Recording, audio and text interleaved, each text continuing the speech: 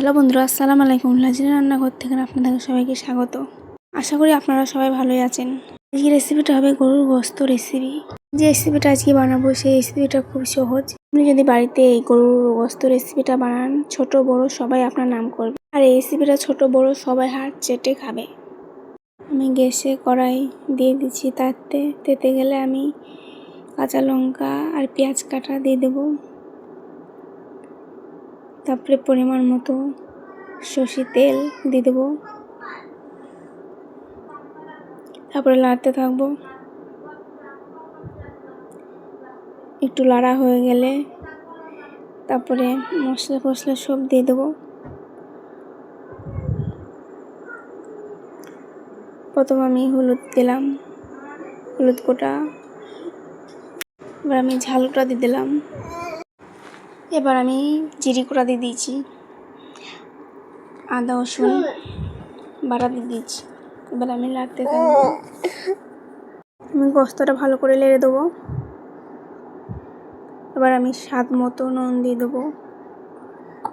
এবার ভালো করে লাড়বো, কষিয়ে নিতে হবে, নাহলে গ্যাস করবে। এবার ভালো করে কষিয়ে নেবো। মতন লাড়তে হবে, নাহলে গন্ধ করবে। এবার আমি সামান্য জল দিয়ে একটু লেড়ে নেবো। লাড়া হয়ে গেলে আমি এবার ঢাকনা চাপা দিয়ে দেবো। ততক্ষণটা গোস্তটা সেদ্ধ হোক।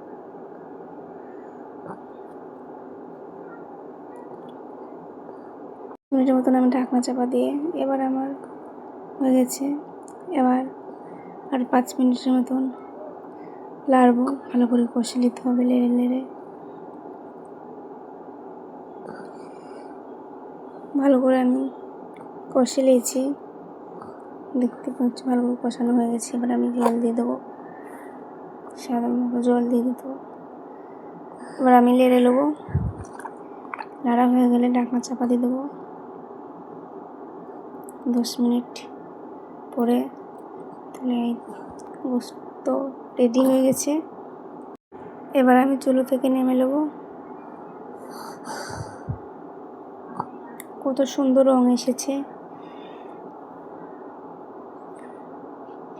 কালারটা সেই ভালো এসেছে। খুব সহজ রেসিপি এটা।